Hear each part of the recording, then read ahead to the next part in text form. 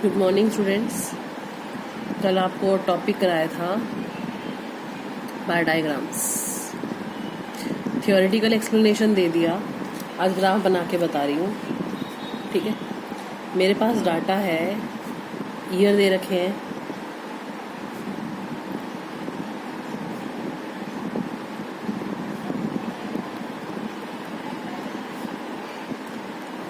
ये हमारा first variable हो गया टाइम, और नीचे मुझे दे रखा है बर्थ रेट।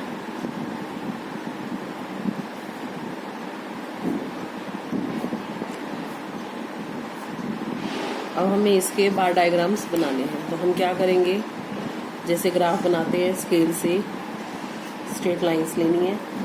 ठीक है, O X O Y, gaps maintain करने हैं।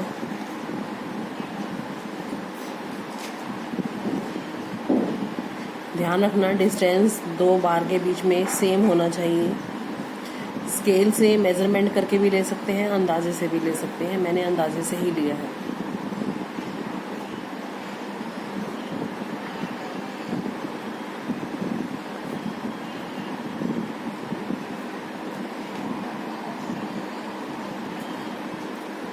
ठीक है, यहाँ पे बर्थ रेट लेंगे।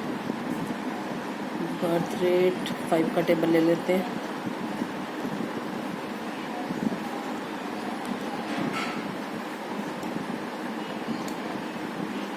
ठीक है, अब फर्स्ट है मेरा 45 तक।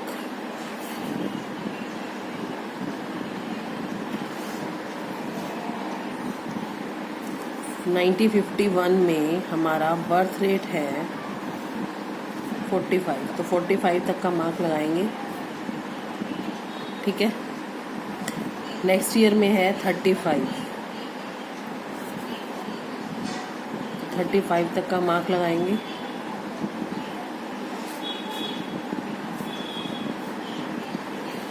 नाइनटी 71 में है 30, तो हमारा 30 का मार्क लगाएंगे।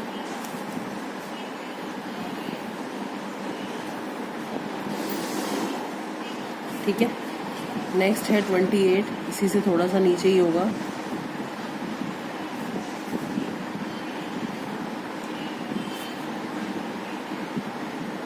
देन 24, 25 से नीचे।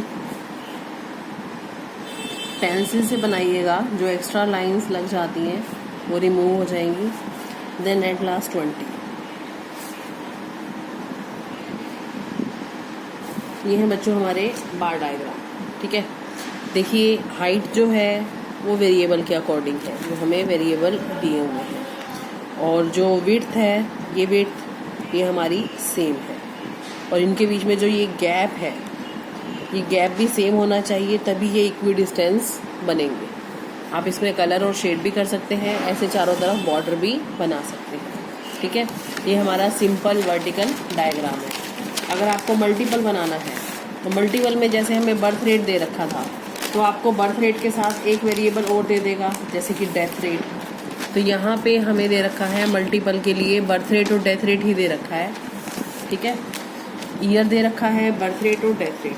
तो ग्राफ बनाते हैं उसका। अब ये डबल डबल बनेंगे। मल्टीपल मतलब कि दो वेरिएबल दे रखे हैं हमें इसके अंदर, तो डबल हो गया। तो डबल कैसे बनेगा वो देखिए।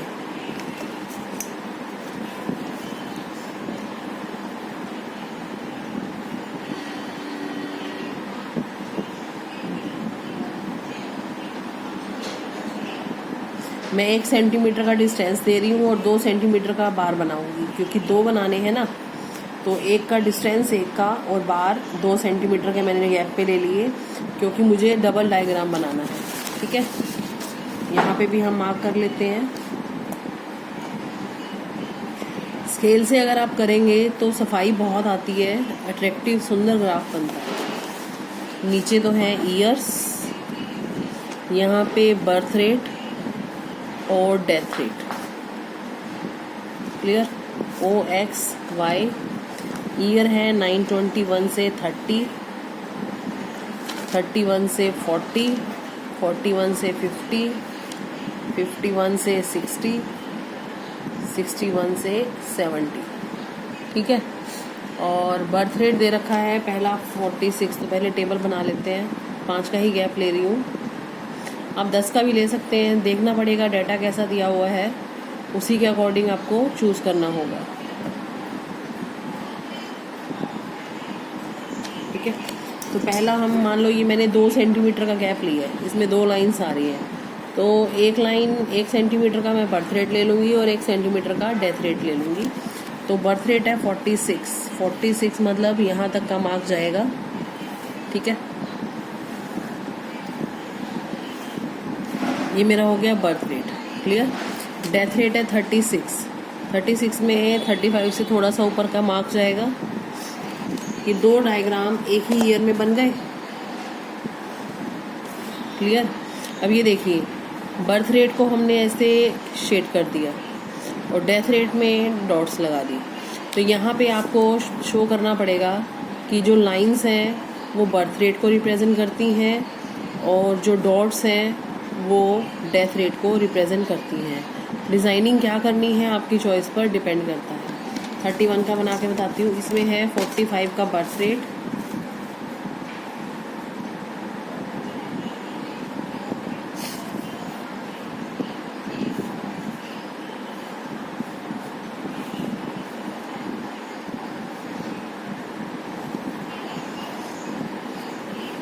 हाफ एरिया मैंने 1 सेंटीमीटर का ले लूँगी। ठीक है, और 31 का है डेथ रेट, 31 पे मार्क लगाया, तो ये शेड किया, ये बर्थ रेट है और जो डॉट्स हैं वो डेथ रेट की डॉट्स हैं। इस तरह से हमारा ये ग्राफ बनेगा। अगला है आपका सब डिवाइडेड, है ना। सब डिवाइडेड में क्या है,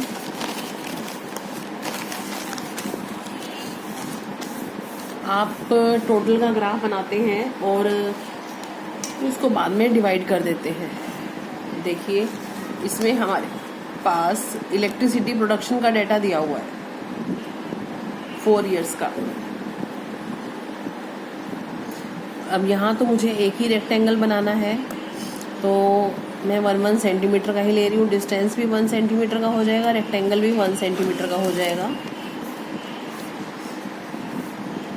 ये मेरा फर्स्ट हो गया 2007-8, 2008-9, 2009-10, 10-11। ठीक है, यहाँ पे मेरे पास टोटल प्रोडक्शन दे रखा है। एक तो थर्मल पावर है, एक हाइड्रो पावर है, जल बिजली और ताप बिजली, और उसका टोटल प्रोडक्शन दे रखा है, दोनों से कितना होता है। तो हम टोटल का ग्राफ बनाएंगे। टोटल का जो डेटा है वो 100 से स्टार्ट है। ठीक है, तो मैं 20 का टेबल ले लेती हूँ।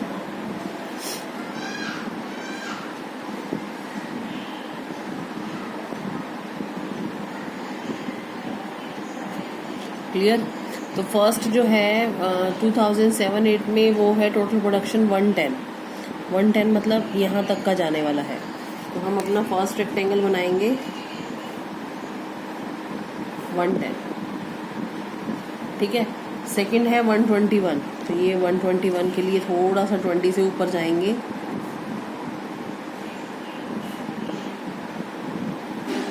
121, 130, 140 और 120 के बीच में आएगा 130।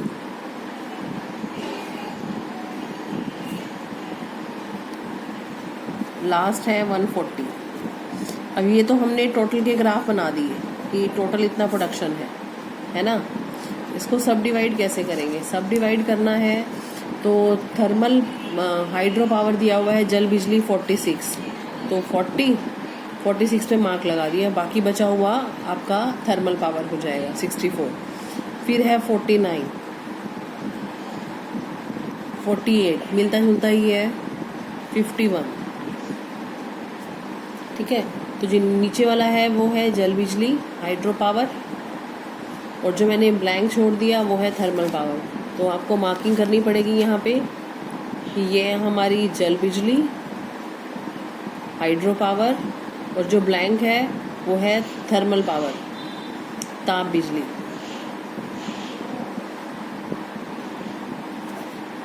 ताप बिजली। ठीक है, इस तरह से ये हमारा सब डिवाइडेड बनेगा। इसके बाद है परसेंटेज ग्राफ।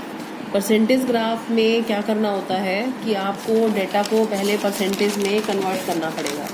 परसेंटेज में कन्वर्ट करके फिर उसके ग्राफ बनाने हैं। तो इसमें ग्राफ जो बनेगा वो 100 का बनेगा। जैसे हमारे पास इसने 2 इयर्स की डिटेल दे रखी है, 2007 की और 8 की, और उसमें 3 सेक्टर दे रखे हैं, प्राइमरी सेक्टर, सेकेंडरी और टेरिशरी सेक्टर। तो उसको रिप्रेजेंट करना है परसेंटेज ग्राफ में। तो कैसे बनेगा ये परसेंटेज ग्राफ?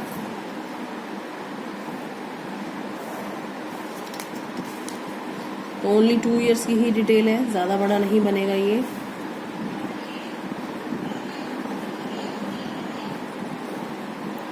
दो 2007-8 में, ठीक है। और 3 सेक्टर बनाए हैं, वो हमें बाद में ग्राफ में देने पड़ेंगे।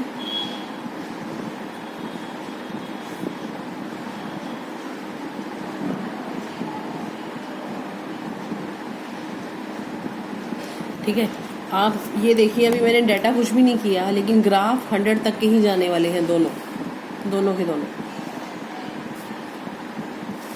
इसमें रेक्टेंगल का साइज सेम होगा, क्योंकि परसेंटेज ग्राफ है, 100 तक बनेंगे ही बनेंगे। ये ग्राफ तो बन गए। अब इसमें दिखाना क्या है? अब जैसे हमें दे रखा है प्राइमरी सेक्टर का, इसमें हमें प्रोडक्शन दे रखा है। सेकेंडरी का दे रखा है 6,65,751, और सेकेंडरी का है 8,23,000। तो काफ़ी बड़ा डाटा है, इसे हम शो नहीं कर सकते। तो परसेंटेज में रिप्रेजेंट करना आसान है। तो हम क्या करेंगे, इस डाटा का टोटल करेंगे और हर एक सेक्टर के अमाउंट को टोटल से डिवाइड करके 100 से मल्टीप्लाई करके परसेंटेज निकालेंगे। तो प्राइमरी की परसेंटेज आ रही है 18.3, तो पहला मार्क लगा 18.3 पर। फिर आ रही है 22.6, मतलब 18.3 और 22.6 हो गया 40.9, तो वो मार्क लगेगा 40 पे। और बचा हुआ टेरिशरी सेक्टर, तो ये मेरा पहला सेक्टर, ये दूसरा, और बचा हुआ तीसरा। ऐसे ही दूसरे साल में 18.2, 41.2 और बचा हुआ थर्ड सेक्टर। यहाँ पे आपको शो करना पड़ेगा, जो लाइंस हैं वो प्राइमरी की हैं, जो डॉट्स हैं वो सेकेंडरी को रिप्रेजेंट करेगा, और जो ब्लैंक सेक्टर है वो टेरिशरी का सेक्टर है। क्लियर? और एक है स्टूडेंट पाई डायग्राम। पाई डायग्राम बनेंगे सर्कल में। सर्कल में कैसे बनते हैं? जैसे आपने प्रकार से एक सर्कल लगाना है, ठीक है, एक रेडियस लेना है, कोई भी एक रेडियस लेना है। क्लियर? इस रेडियस पर आपने अपना डी रखना है। और जैसे कि कल आपको एंगल निकालने सिखाए थे, जो भी एंगल आपने निकाल रखे हैं, मान लो 50 का एंगल है, तो आपने डी से यहाँ पे 50 का पहला एंगल बना दिया। अब आपको डी इस लाइन पर रखना है, ठीक है। फिर दूसरा एंगल बनाना है, फिर यहाँ पे डी रखकर तीसरा एंगल, फिर चौथा एंगल, जितने भी दे रखे हैं। इस तरह से ये आपका पहला पार्ट हो गया, दूसरा, तीसरा, चौथा और पांचवा। ये सारे एंगल बन जाएंगे, मतलब 5 पार्ट करने हैं, 6 करने हैं, जितना भी क्वेश्चन में दिया होगा, तो ये सारे एंगल हमारे बन जाएंगे। तो ये बन जाएगा हमारा पाई चार्ट। तो ये था स्टूडेंट आपका इकोनॉमिक्स का बार डायग्राम। जितने भी डायग्राम हैं आपको बनाकर देखने हैं, ड्रॉ करने हैं। कोई प्रॉब्लम आए तो आप मुझसे पूछ लेना। Okay students, thank you.